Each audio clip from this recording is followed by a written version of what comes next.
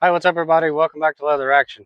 We got the PQP one-piece rest out here again, and a buddy of mine's Turbo V2. This is a pretty good gun, so we're going to be doing some wind reading and testing with it today. So we've got just some random targets down there at 50 yards. We're going to be talking about wind holdovers, when to shoot in the wind and not, and hopefully give you guys some pretty good insight on wind reading. So with that, let's get into it.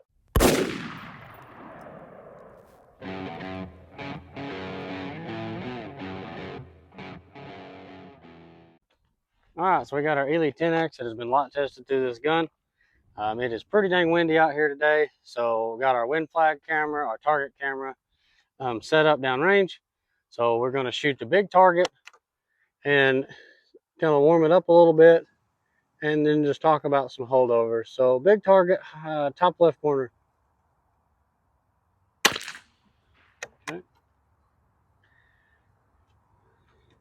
Of course, our wind dies as soon as we get ready to start shooting. So now it's tailing back the other way. Okay.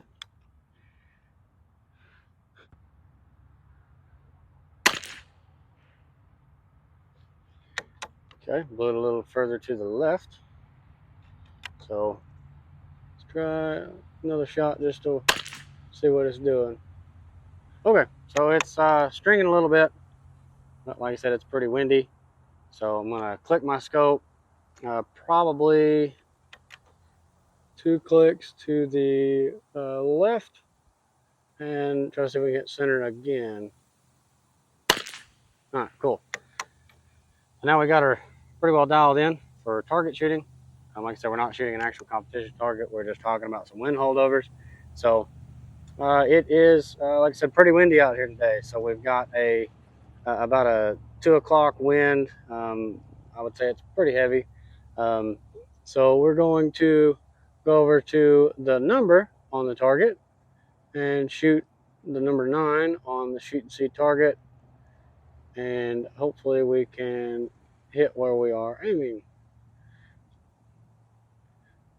So since it's blowing 2 o'clock, we're going to hold a little bit low and to the left. Here we go. All right, we hit number 9.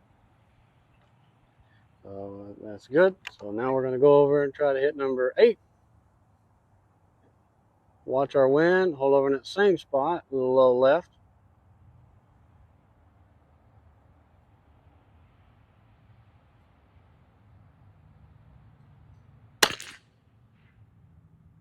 Okay, so a little more to the left on the target, but still pretty good shot. So now we're going to go move to a different target and try to hit dead center on it. So we're going to go off to the right, to the top right target. Watch our wind. We're going to aim just a little bit low again. Watch our wind. So wind flags are kind of dancing. When your wind flags are kind of dancing, you don't really want to shoot because it's going to be kind of gusty. You're going to get some inconsistent shots. So we're going to sit here and wait for it to get to the condition that we've picked out. Aim in our holdover spot and shoot. All right, so now we're going to do it again. See if we can put one in the same hole that one just went in. So watch our wind flags.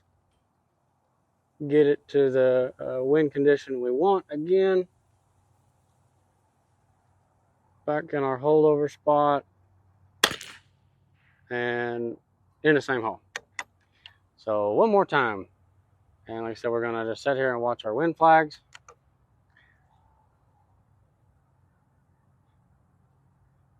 So right now they're kind of calm except for that back one. So we're going to wait on them to pick back up to the condition we want. So now our tails are moving like we want them. Get our holdover spot again and shoot. So as you can see, if you pick your condition, don't try to pick 3 or 4 different conditions to shoot in unless it's really switchy throughout the day. So you pick a certain condition that you like, find you your holdover spot, and go for it. So we're going to go and shoot a target lower now and just do it again. So we're going to go to the middle target, the big one, and do the exact same thing. So get our holdover spot, sit here and watch our wind. It's blowing the direction that we want, in the direction it has been blowing, but it has picked up a little bit. So, you know, sit here and wait on it. A lot of people just try to hold over a little bit further. If you're running out of time in a match, then you might want to try to speed it up a little bit. But if you've got plenty of time, don't stress on your time until it is time to do so. So I'm going to sit here and watch our flags. Our wind condition is slowly coming back. They're dying down just a little bit. And we get our spot. So, you know, it just comes down to repetition, watching your wind flags, paying attention to what your tails are doing, as well as the direction of the flag. You know, you don't want to necessarily shoot when your wind flags are telling you different things. So like I said, I've got a camera down there on the back 3 wind flags. Like I said, I shoot with 6 wind flags. But it is great test. You know, you don't have to have a competition target. I like getting those little pricing dots or just targets like this and just trying to hold over and hit the center. It's good to practice wind. You're never too good to not practice wind. So we're going to shoot our bottom target and try to hit dead center on it also. So we're on the bottom right target right now, watching our wind. Like I said, it's a little heavier than we want, so we're going to just sit here and watch. Wait for it to die down just a little and get our spot. So, Johnny, this gun shoots very, very good with this ammo. This is a friend of mine's competition rifle, and it definitely does shoot. So, we're going to go to the bottom target and shoot it, the one on the bottom left, and see if we can stay in there.